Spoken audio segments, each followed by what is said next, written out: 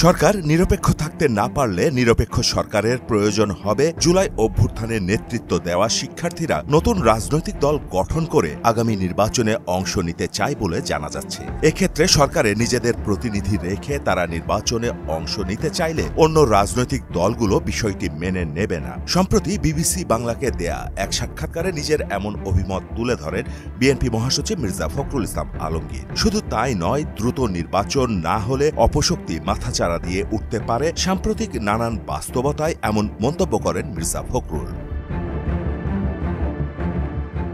এই সাক্ষাৎকার প্রকাশের কয়েক ঘণ্টার মধ্যে তার প্রতিক্রিয়া জানিয়েছে জুলাই আন্দোলনের অন্যতম কারিগর ও বর্তমান তথ্য উপদেষ্টা নাহিদ ইসলাম।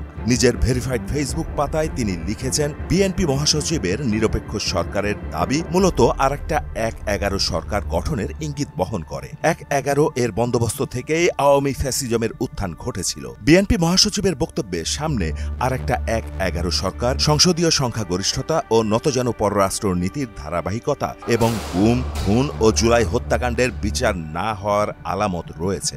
নাহিদ লিখেছেন, ছাত্র এবং অভ্যুত্থানের নেতৃত্বকে মাইনাস করার পরিকল্পনা ৫ আগস্ট থেকেই শুরু হয়েছে। ৫ই আগস্ট যখন ছাত্র জনতা রাজপথে লড়াই করছে, পুলিশের গুলি অব্যাহত রয়েছে, তখন আমাদের আপোষকামী অনেক জাতীয় নেতৃবৃন্দ ক্যান্টনমেন্টে জনগণকে বাদ দিয়ে নতুন সরকার করার পরিকল্পনায় ব্যস্ত ছিলেন। স্ট্যাটাসের এই অংশে তিনি ব্র্যাকেটে লিখেছেন, অনেকে ছাত্রদের কথাও বলেছেন সেখানে। তথ্য উপদেষ্টা তার স্ট্যাটাসে বলেন, আমরা ৩ আগস্ট থেকে বলে আসছি আমরা কোনো প্রকারের সেনা শাসন বা জরুরি অবস্থা মেনে নেব না।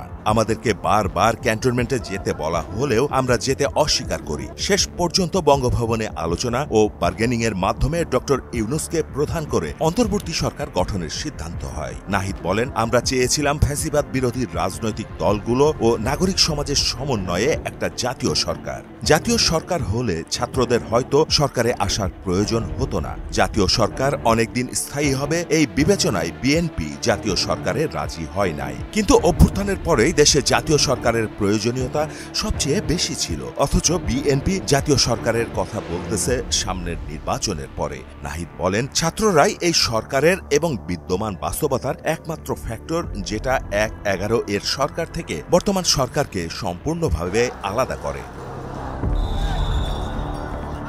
বিএনপি কয়েকদিন আগে -2 এর আলোচনা করলেও এখন ক্ষমতায় যাওয়ার পথ সুগম করার জন্য নিরপেক্ষ সরকারের নামে আরেকটি ১/১১ সরকারের প্রস্তাবনা করছে। এ ধরনের পরিকল্পনা গণতন্ত্র ও জাতীয় স্বার্থের বিরুদ্ধে যাবে এবং ছাত্র জনতা কোনোভাবেই এটা মেনে নিবে না, এবং আমি মনে করি এটা বিএনপির বিরুদ্ধেও ষড়যন্ত্র। আর এই সরকার জাতীয় সরকার না হলেও সরকারে আন্দোলনের সব পক্ষেরই অংশীদারিত্ব রয়েছে এবং সব পক্ষই নানান সুবিধা ভোগ করছে মনে করছেন নাহিদ। সরকার গঠনের আগে ৬ আগস্ট অ্যাটর্নি জেনারেল এবং পুলিশের আগের আইজির নিয়োগ হয়েছিল, যারা মূলত বিএনপির লোক। এরকমভাবে সরকারের ওপর থেকে নিচ পর্যন্ত নানান স্তরে বিএনপিপন্থী লোকজন রয়েছে। নির্বাচনে নিরপেক্ষতার কথা বললেও এই বাস্তবতাও মাথায় রাখতে হবে।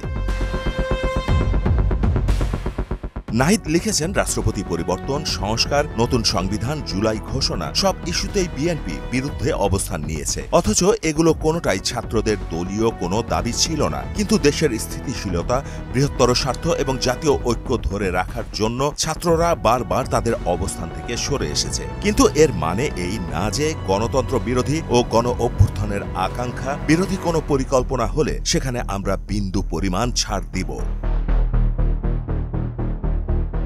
আওয়ামী লীগ বিষয়ে ভারতের প্রধান দলগুলোর মধ্যে ঐক্য সম্ভব হয়েছে, অথচ বাংলাদেশে আওয়ামী লীগ বিষয়ে আমরা ঐক্য করতে পারি নাই এত হত্যা ও অপরাধের পরেও।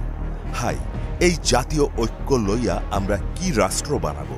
বাংলাদেশকে দুর্বল করা সহজ, কারণ বাংলাদেশকে সহজেই বিভাজিত করা যায়। এদেশের বড় বড় লোকেরা অল্প মূল্যে বিক্রি হওয়ার জন্য প্রস্তুত থাকে।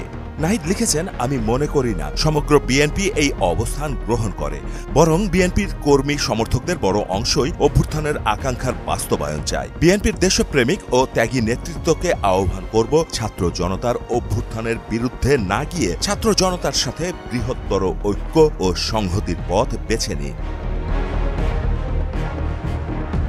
মাহমুদ হোসেন, মোহনা ডিজিটাল।